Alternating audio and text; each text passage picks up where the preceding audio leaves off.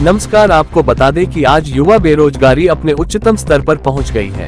भारत में 65% युवा 35 वर्ष से कम आयु के हैं। इतनी भारी जनसंख्या अगर बेरोजगार है तो ये दुर्भाग्यपूर्ण है।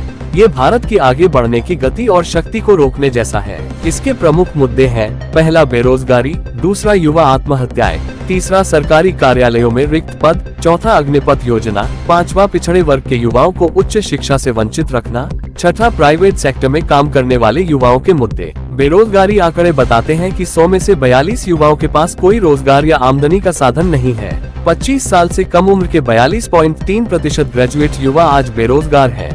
2019 में 15 लाख युवा इंजीनियरिंग ग्रेजुएट हुए, जिनमें से केवल 2.5 लाख लोगों को ही नौकरी मिल पाई। उदाहरण के रूप में पुणे में नौकरी के इच्छुक सैकड़ों उम्मीदवार वॉक इन इंटरव्यू के लिए कतार में खड़े थे। 25 रिक्त पदों के लिए 2900 बायोडेटा दिए गए। राहुल गांधी द्वारा शुरू किए गए जय जवान अभियान का संदर्भ लें। अग्निपथ योजना की आड़ में 2019 से 21 तक चलने वाली सेना की स्थायी भर्ती को रद्द कर सरकार ने अनगिनत मेहनती एवं होनहार युवाओं की लगन और सपनों पर पानी फेर दिया। ये हमारे उन वीर जवानों के साथ विश्वासघात है जो मातृभूमि के लिए अपने प्राणों की आहुति देने को तैयार रहते हैं। भारत सरकार द्वारा दिए गए आंकड़ों के हिसाब से IIT, NIT, केंद्रीय विश्वविद्यालय में 122 विद्यार्थियों ने 2014-21 के बीच आत्महत्या की है। इन लोगों में 68 विद्यार्थी गरीब और पिछड़े इलाकों से थे। वही विद्यार्थियों द्वारा की जाने वाली आत्महत्याएं बढ़ी हैं। 2011 में ये आंकड़ा 5.7% था, जो कि बढ़कर 8% बढ़ा है। आर्थिक अन्याय, आज हिंदुस्तान में हमारे युवाओं को रोजगार नहीं मिलता। 40 साल से सबसे ज्यादा बेरोजगारी आज है। महंगाई बढ़ती जा रही है। पब्लिक सेक्टर यूनिट प्राइवेटाइज होते जा रहे हैं। आदिवासियों की जमीन छीनी जा रही है। तो यह हुआ आर्थिक अन्याय। दूसरा, सामाजिक अन्याय। कल उड़ीसा में मेरा प्रेस कॉन्फ्रेंस हुआ और एक पत्रकार ने मुझे पूछा, राहुल जी, आप जाति जनगणना की बात कर रहे हो, आप हर भाषण में कह रहे हो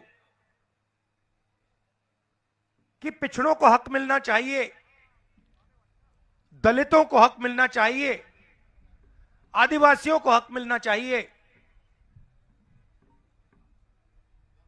क्या इससे देश नहीं बट रहा है? सवाल पूछा। तो मैंने इससे दूसरा सवाल पूछा। मैंने कहा, भैया आपका सवाल बहुत अच्छा है, जवाब देने से पहले मैं आपसे सवाल पूछना चाहता हूं, सकता हूं? कहते हैं हां जी, पूछिए।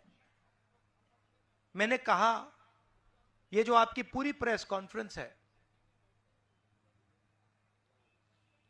दूर दूर से आपके रिपोर्टर्स आए हैं, कैमरामैन आए हैं, आपके मालिक हैं, पूरा सिस्टम है। इस सिस्टम में कितने आदिवासी पिछड़े?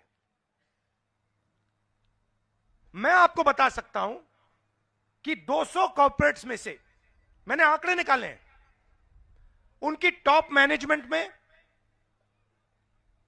उनके मालिकों के लिस्ट में ना एक ओबीसी है, ना एक दलित है, ना एक आदिवासी।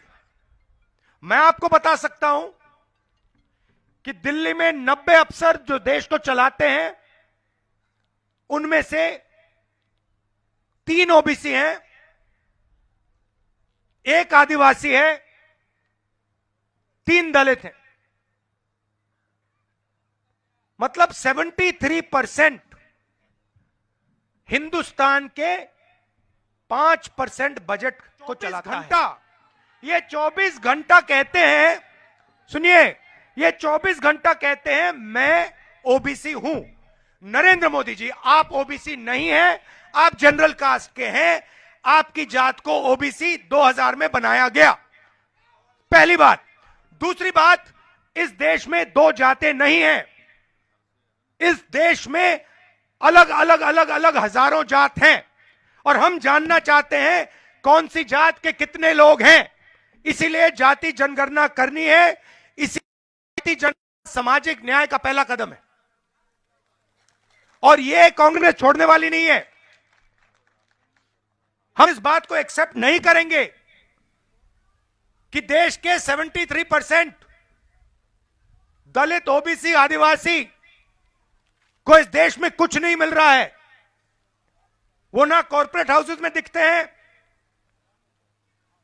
ना बड़ी कंपनियों में दिखते हैं, ना मीडिया में दिखते हैं।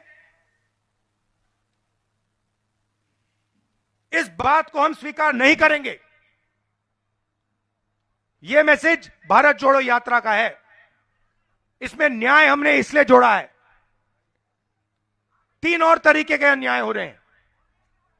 एक खिलाफ, दूसरा महिलाओं के खिलाफ, और तीसरा हमारे जो लेबर करते हैं, श्रमिक लोग जो हैं, उनके खिलाफ।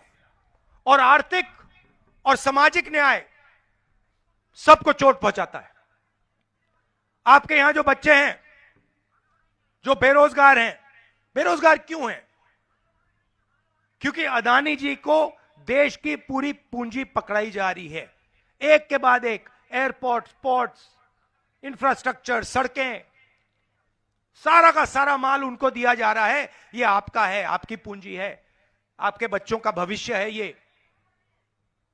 और नरेंद्र मोदी जी 24 घंटा एक ही व्यक्ति को पूरा का पूरा आपका धन पकड़ा रहा है।